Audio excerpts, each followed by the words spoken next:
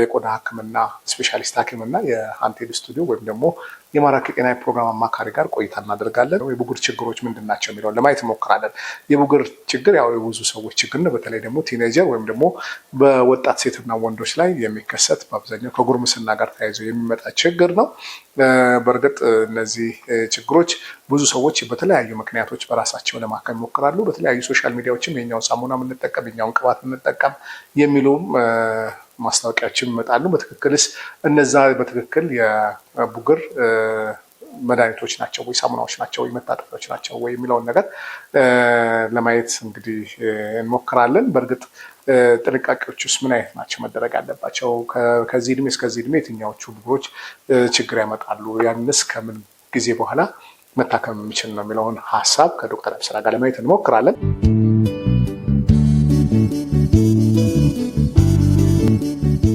ከብጉር ጋር በተያያዘ ወይም ደግሞ በእንግሊዝኛ አጠራሩ አክኔ ከሚባለው ችግር ጋር በተያያዘ አንዳንድ ነጥቦች እናነሳለን። ብዙ ወጣቶች ከጉርምስና ጋር በተያያዘ ሊሆን ይችላል፣ ከአጠቃቀም ከሳሙና ወይም ካለንበት ቦታ አካባቢ ሊሆን ይችላል።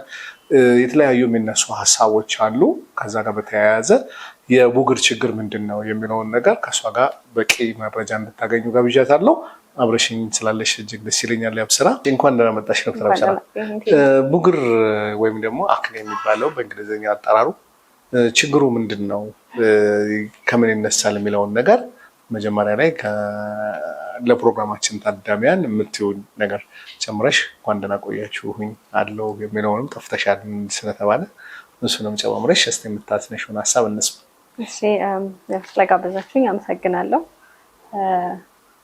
ብዙ የጠፋሁኝ አይመስለኝም። ዛሬ የምናነሳው ጉዳይ ያው ስለ ብጉር ነው። ደስ ብሎኛል ይሄ እንደዚህ አይነት መድረክ ስለተፈጠረ። አይ ቲንክ ብዙ ሰዎች ይሄን ነገር በማየት አትሊስት ጠቅላላ ያሉ ነገሮች ስለራሳቸው ስላላቸው ኮንዲሽን አዌር መሆን ይችላሉ፣ መስተካከል እንደሚችል ያስባሉ። ከዛ ደግሞ አትሊስት ሕክምና ቦታ ላይ እስከሚሄዱ ድረስ ምን ማድረግ እንዳለባቸው ያውቃሉ። የሕክምና አማራጮች አሉ የሉም የሚለውን ነገር አድሬስ የሚያደርግ ፕሮግራም ስለሆነ እውነት ለመናገር ደስ ብሎኛል እዚህ ላይ በመሳተፌ። ቴንክ ዩ። ሶ አሁን የሚቀጥለው ምንድነው ብጉር ማለት ኖርማሊ የፀጉርና ወዝ የሚያመነጩ ሴሎች ያሉበት አካባቢ ላይ የሚወጣ እንደ ሽፍታ ወይም ቆዳ ላይ የሚታይ እንደ ማበጥ ነገር የሚያሳይ የቆዳ ኮንዲሽን ነው። አብዛኛውን ጊዜ አስራ ቤት ውስጥ ያሉ ልጆችን ሊያጠቃ ይችላል። ግን አንዳንዴ ትንሽ ወረድ ብሎ እስከ 7 ዓመትም ድረስ ሊወርድ ይችላል። እውነት ለመናገር ብጉር የማያጠቃው የእድሜ ግሩፕ የለም። ለምሳሌ የተወለዱ ህፃናቶች በተወሰነ ወር ውስጥም ብጉር ሊያወጡ ይችላሉ። ያ ነገር ምንድነው? ብጉር እንዲያወጣ የሚያደርግ ካደግም በኋላ የሚያደርጉ ሆርሞኖችን ሰውነታቸው ገና ማመጣጠን ስላልቻለ በደንብ አንደኛውን ከአንደኛው እኩል አድርጎ ማምረት ስላልቻለ በዛ ሰዓት ላይ አንዳንድ ሆርሞኖች መብዛት ስለሚያመጡ እንደ ብጉር አይነት ነገር ሆኖ ሊወጣ ይችላል። ስለዚህ ህፃናት ላይ የምናየው ሽፍታ ሁሉ ዝም ብሎ አለርጂ ወይ የተለያየ ነገር አይደለም ማለት ነው። አንዳንድ ሴቶች ደግሞ እድሜ ካለፈም በኋላ አብዛኛውን ጊዜ እስከ 30 ዓመት እንዲቆይ ነው የምንጠብቀው ብጉር። ከ30 ዓመት በኋላ እየጠፋ ይመጣል፣ በተፈጥሮ ወዛችን እየቀነሰ ስለሚመጣ ማለት ነው። ስለዚህ እድሜያቸው ከዛ በላይ የሆኑ ሰዎችም በተለያዩ ሆርሞን የሚያመነጩ እጢዎች አማካኝነት ወይም ደግሞ በጣም ሃይፐር አክቲቭ ከአግባብ በላይ በሚሰሩ እጢዎች ወይም ሴሎች ምክንያት ብጉር እንዲመነጭ ሊሆን ይችላል፣ እንዲወጣ ሊሆን ይችላል። ስለዚህ ከዛ ጋር የተያያዘ ሊሆን ይችላል። አዎ፣ ስለዚህ አብዛኛው ሰው በብጉር ይጠቃል ማለት ነው። ኮመንሊ 10 ቤት ውስጥ ያሉ ልጆች ላይ እንደዚህ አይነት ችግር ላይ ልናይ እንችላለን። ብዙ ጊዜ ወጣቶች ላይ ነው ብዙ ጊዜ የሚስተዋለው። አንዳንዶች እንደውም በጉርምስና ወቅት ብለው የሚያነሱት አሉ። ራሱ ጉርምስና ምንድነው የሚያመጣው? የሆርሞን ለውጥ በዛ እድሜ ውስጥ ሲታለፍ ያ ነገር እንደ ኖርማል ነገር የሚታይ ነው። ያስ እድሜ መቼ ነው የሚለውን እንያውስት። ኦኬ ሶ ያው ከ12 እስከ 18 ባለው እድሜ ውስጥ ኮመንሊ ብጉር ሊወጣ ይችላል። አብዛኛውን ጊዜ ከሴቶች ይልቅ ወንዶችን የማጥቃት ባህሪ አለው እና ወንዶች ላይ ሲወጣ ደግሞ ሴቶች ላይ ቀለል ያለ ብጉር ልናይ እንችላለን። ወንዶች ላይ ግን በጣም የከበደ በጣም ያባበጠ ከፊታቸው አልፎ ደረታቸው ጀርባቸው ላይ አፌክት እስከሚያደርግ ድረስ ሊወጣ ይችላል ማለት ነው። ያ ነገር ምንድነው?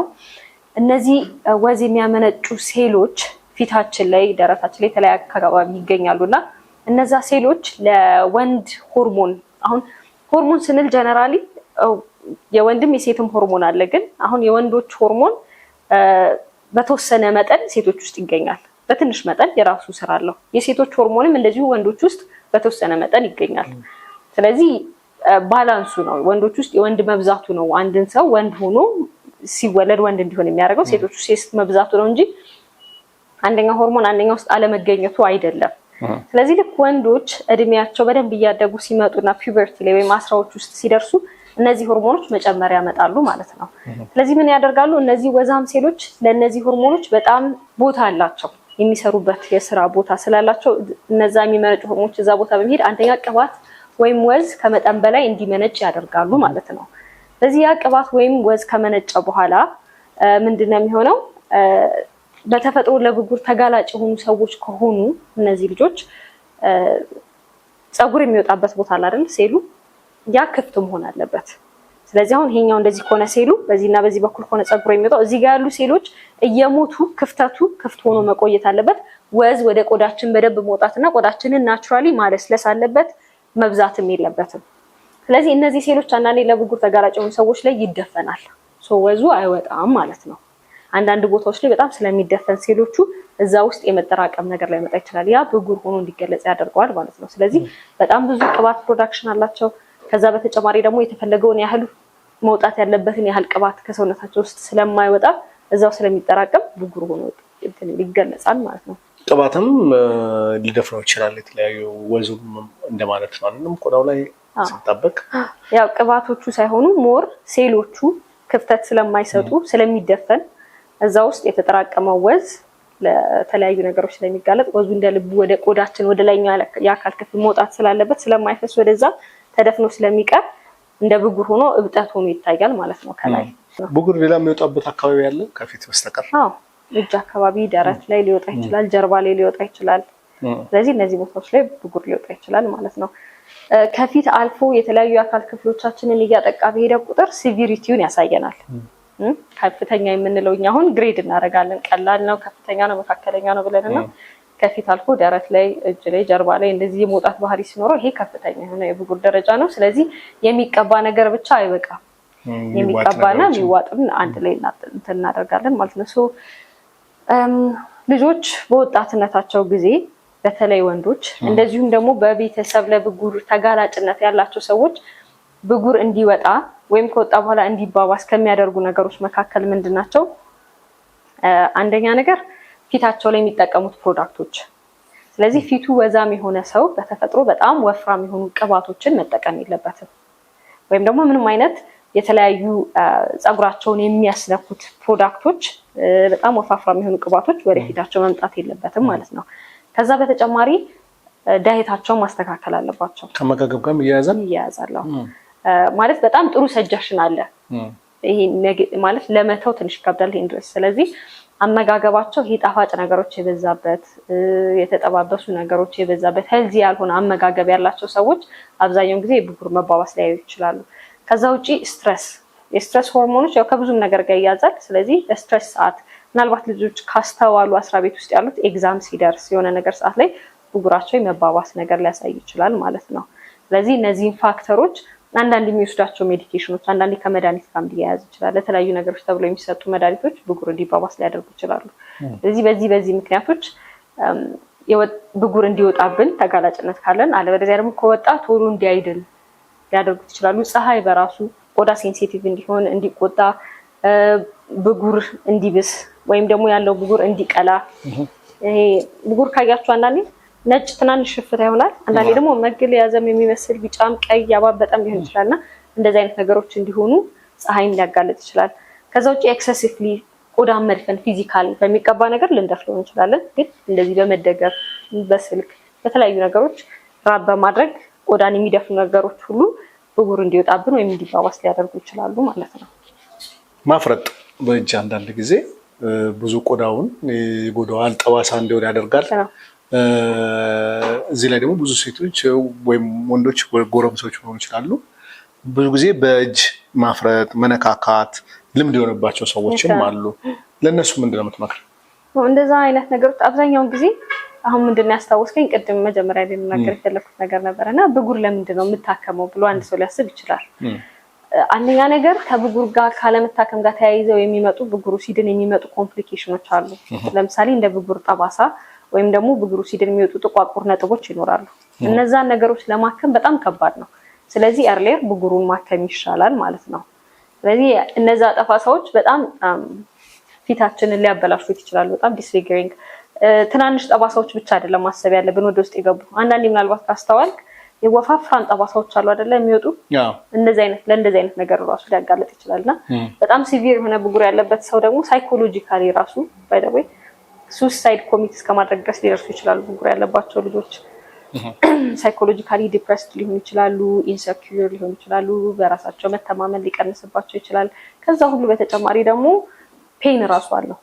ብጉሩ ሲያብጥ ምን ሲል የራሱ የሆነ ፔን ራሱ አለውና ይሄን ነገር ስለሚያመጣ አንደኛ ሳይድ ኢፌክቶቹን ስለሚያመጣ አሁን የዘረዘርኳቸውን ባይነካኩ ጥሩ ነው። ሁለተኛ ነገር ግን መታከም ያለብን ኢን ጀነራል ብጉር ኤርሊየር እነዚህ ነገሮች ፕሪቬንት ለማድረግ ወይም ለመከላከል ነው ማለት ነው። ትንንሽ ብጉሮች እና ትልልቅ ብጉሮች አሉ። አንዳንድ ጊዜ ትንንሽ ሆኖ የሚፈርጣል የሚወጣው ነገር አለው። አንዳንዴ ደግሞ ሲነካኩት በጣም ራሱ ለመንካትም ትንሽ የሚከብድ ነገሮች አሉት። እነዛ ነገሮች ልዩነት አላቸው። ያስ ደግሞ የሚፈርጣው ነገር ምንድነው? ያ ከውስጡ የሚመጣው ስብ ነው፣ ያው ወዙ ነው። ፊታችን ላይ ያለው ወዝ ወይም ቅባቱ ነው። ስብ ሳይሆን ቅባት ወዙ ነው የሚወጣውና እሱ ነው።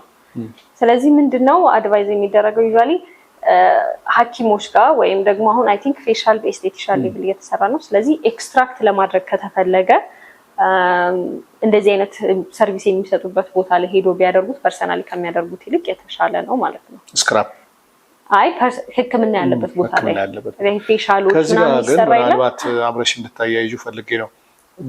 በልምድ ዝም ብሎ የትኛውን ኮስሞቲክስ ቤት ሄዶ ፒክ የማድረግ ነገር አለ፣ ወይም ደግሞ ፋርማሲ ሄዶ አሲን ሶፕ ወይም አክኒ ሶፕ የሚባለውን በመጠቀም ብቻ የሚድኑ እንድናለን ብለው የሚሸጡ አሉ። አንዳንድ ደግሞ ፋርማሲ ወይ ኮስሞቲክስ ቤት ስቴጅ ደግሞ የቡግር መድኃኒቶች አሉን ምናምን ብሎ ካለ ሜዲኬሽን ካለ ሕክምና ካለ ምርመራ የሚሰጡ መድኃኒቶችም እንደዚሁ ስላሉ እሱንም አያይዘሽ እንድታነሽልኝ ብዬ ነው። ኦኬ ሶ ምንድነው መጀመሪያ ብጉር ያለበት ሰው አትሊስት አንዴ ቢሆን ክትትል የሚያስፈልገው ደረጃ ራሱ ቢደርስ ሐኪም ጋር ቢሄድና ጀነራሊ ምን አይነት ጥንቃቄዎች ማድረግ እንዳለበት ለሱ የሚሆነው የስኪን ኬር የቆዳ አጠቃቀም ፕሮዳክቶች ምን አይነት ናቸው፣ ምን አይነት ልምረጥ የሚለውን ነገር ጠቅለል አድርጎ አንዴ ቢረዳ ጥሩ ነው። ያንን ነገር ከተረዳ በኋላ ግን የቆዳውን ሁኔታና ያለበትን ኮንዲሽን ከትሪትመንቶቹ ጋር ከተረዳ በኋላ ኮንቴንቶቹን ፐርሰናሊ ሄዶ ጥሩ ከሚለው ቦታ ኦሪጂናል ነገሮች ያሉበት ቦታ ነው ከሚለው ጋር ሄዶ ቢወስድ ችግር የለውም። ነገር ግን ያንን ሬኮሜንዴሽን ማግኘት ያለበት ከሚሸጡት ናቸው ብዬ አላስብም። መጀመሪያ በፊዚሻን የቆዳው አይነት ታይቶ አናላይዝ ተደርጎ መመረጥ ያለበት ነገር ከዛ አትሊስት አንድ ኢቫሉዌት ተደርጎ ይሄ ነው የሚያስፈልግ እንደዚህ አይነት ኮንቴንት ያላቸው ፕሮዳክቶች ምናምን ተብሎ ቢነገረው ጥሩ ነው ብዬ አስባለሁ። ከዛ ውጭ አይ ቲንክ ፔሸንቶች ብዙ ሊያሳስባቸው የሚችለው ነገር ምንድነው ብጉር አሁን እኛ እንደምናስበው ከቆዳ ጋር ነገር ጋር ብቻ የተያዘ ላይሆን ይችላል። አሁን ቅድም እንዳልኩ ከሴቶች ጋር አንዳንዴ ከወንዶችም ጋር የአድሬናል ግላንድ ቲዩመሮች ሊሆኑ ይችላሉ፣ ወይም ደግሞ የሆርሞን መዛባት ምልክት ሊሆን ይችላል። በተለይ እንደዚህ አይነት ብጉሮች ምልክት የሚሆነው የፊት ፀጉር መውጣት፣ የፊት ይሄ መፈርፈር ፊት አካባቢ ያለ ሴቶች ከሆነ የፔሪድ መዛባት፣ እንደገና ደግሞ ይሄ አፍንጫ አካባቢ ቅንድብ አካባቢ መፈርፈር ነገር እንደዚህ አይነት ነገሮች ካሉ የተወሰነ ድምጽ መቀየር እንደዚህ አይነት ምልክቶች ካሉ ሜቢ ብጉር ብቻ ላይሆን ይችላል። ስለዚህ እንደዚህ አይነት ብጉሮች በፋርማሲ በሚቀባና በሚታጠብ ሳይሆን ሕክምናውም ይለያል ከኖርማል እና ትንሽ ጠለቅ ያለ ምርመራም ሊያስፈልጋቸው ይችላል። ስለዚህ በእንደዚህ አይነት መንገድ ስለሆነ እንደዚህ አይነት ምልክቶች የሚያዩ ሰዎች በተለይ ሴቶች ሆነው እድሜያቸው ከ30 ዓመት በላይ ሆኖ እዚህ አገጫቸው አካባቢ ብቻ ብጉር እየወጣ የሚያስቸግራቸው ከሆነ ይሄ ኦቫሪ ላይ ካሉ ሲስቶች ጋራ ሊያያዝ ስለሚችል በጣም እንትን አለንም ያለን ብጉር ቼክ መደረጉና በደንብ ጠለቅ ያለ ምርመራ ማድረጉ ጥሩ ነው ብዬ አስባለሁ።